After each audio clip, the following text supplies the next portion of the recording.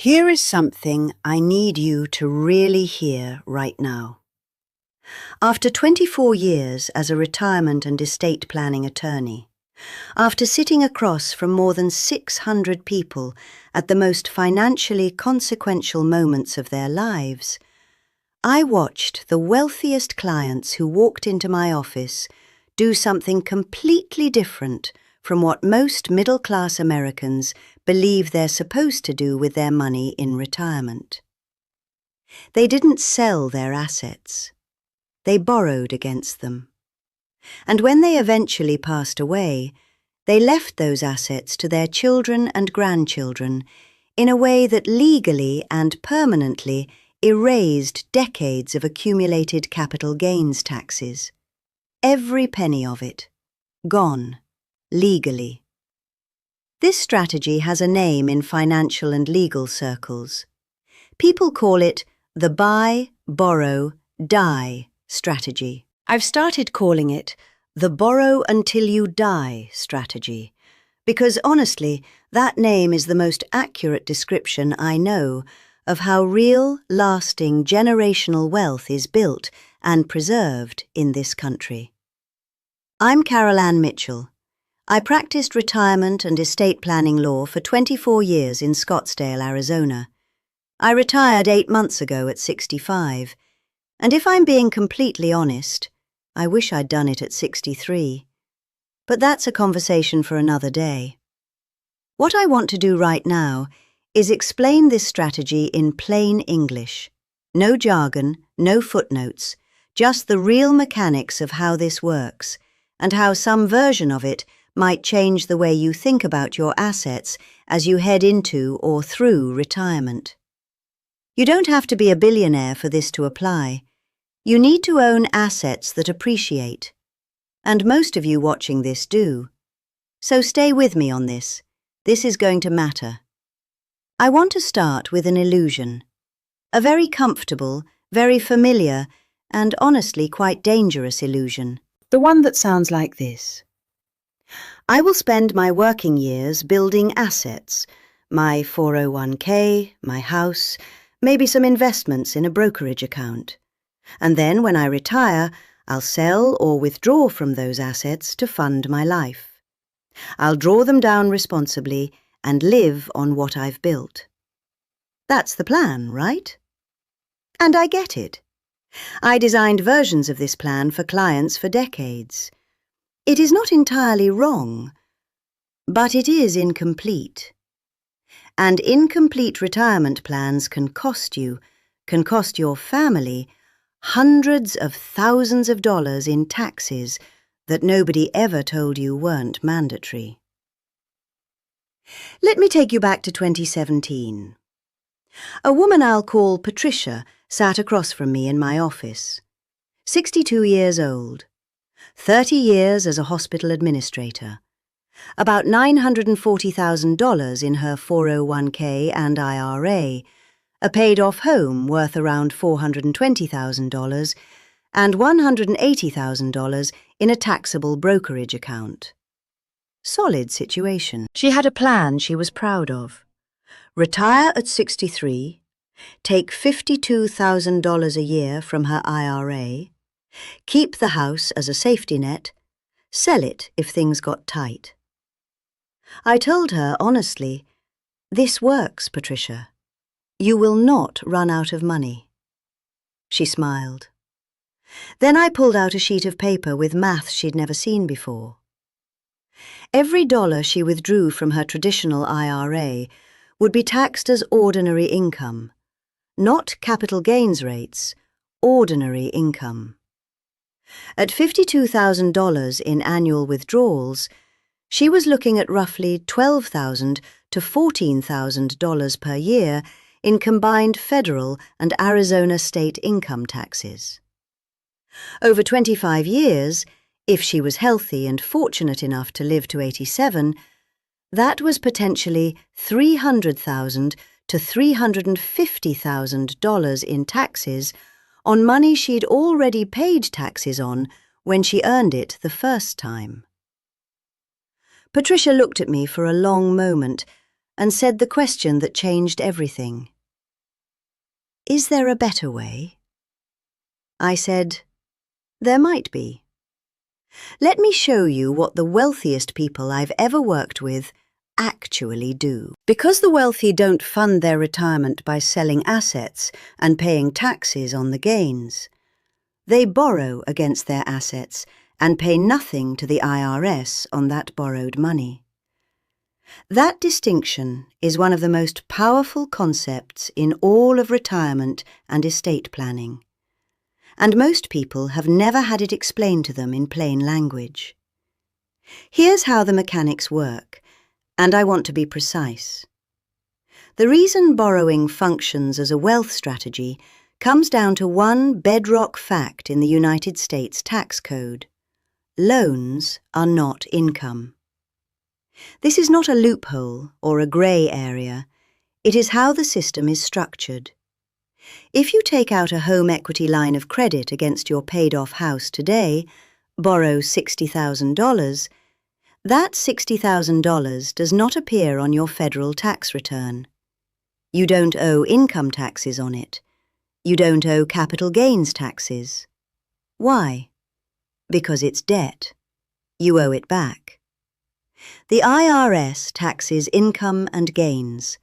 It does not tax borrowing. Now, I can already hear some of you saying, Carol, I still have to pay interest on that loan. Isn't that the same as losing money? And that's exactly the right question. Here's where it gets genuinely interesting. If your assets are appreciating, your home rising in value, your investments compounding, at a rate that exceeds the interest you're paying on the borrowed money, you're effectively funding your lifestyle from the growth of your assets without ever selling them, without ever triggering a taxable event. Put some real numbers to it. Say you have $600,000 in a diversified investment portfolio growing at an average of 7% annually. That's $42,000 in growth each year. Instead of withdrawing $35,000 and owing perhaps $8,000 in federal and state income taxes, you borrow $35,000 against that portfolio through a securities-backed line of credit at 5% interest. You pay $1,750 in interest. You have $35,000 to spend. Your portfolio stays fully intact and keeps compounding. Tax bill on the $35,000? Zero. Run that comparison over 20 or 25 years, and the difference is staggering. We're talking hundreds of thousands of dollars staying in your pocket instead of going to the IRS. I need to say what I always say. This is educational content, not personalized financial or legal advice. I don't know your specific situation. You should work with a qualified financial planner and a tax professional who knows your circumstances before making any decisions based on what you hear here. But the awareness that this exists, that's something everyone deserves. And now the die part. I know that word is uncomfortable. Boy, I know it. I spent 24 years watching people's eyes glaze over when we got to estate planning. But the families who got comfortable talking about death with their financial and legal planners were the ones whose legacies actually held together.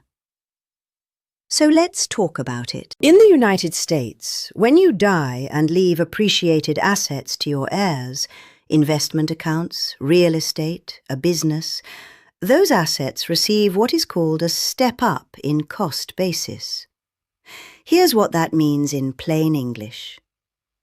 Say you bought stock in 1995 for $8,000. Today, that same position is worth $320,000. If you sold it today, you'd have a $312,000 capital gain and a potential tax bill of $47,000 to $62,000, depending on your income level. Now, say instead of selling, you held those shares your entire life. You borrowed against them when you needed cash, you travelled, you spent time with your grandchildren, you lived. And when you passed away, your children inherited those shares with a new cost basis reset to the fair market value on the day you died. If the shares were worth $380,000, that's their new cost basis. The $312,000 in capital gains you would have owed taxes on, legally and permanently eliminated at the moment of inheritance. That is the step up in basis. That is the law. And it is one of the most powerful wealth transfer mechanisms available to families at every level, not just the ultra-wealthy. I had a client, I'll call him Richard, a retired engineer who bought a duplex in Phoenix in 1988 for $78,000. By 2019, it was worth $510,000. He wanted to sell, pay off some bills, simplify his life. I showed him the math first. After commissions and capital gains taxes on $432,000 in appreciation, he was going to walk away with about $340,000 out of $510,000. Roughly $170,000 evaporating to taxes and fees. Instead, Richard took out a home equity line of credit, borrowed $90,000, not taxable income, covered everything he needed to cover, and held the property. When he passed away, his son inherited with a stepped-up basis at nearly $640,000. 30-plus years of appreciation, legally eliminated. Richard's son owns a property with zero capital gains tax owed on 3 decades of growth. That is the borrow until you die strategy completing itself. The tax code is not designed to punish wealth. It rewards patience, holding, and borrowing. When you sell, you pay. When you hold and borrow, you don't. And when you die with the right estate plan in place, your heirs start with a clean slate. So let's make this practical. I know some of you are thinking, Carol, this sounds great for people with rental properties and big brokerage accounts. But I've got my house, my 401k, and some savings. What does this look like for me? And you know, I used to get that question in my office at least twice a week.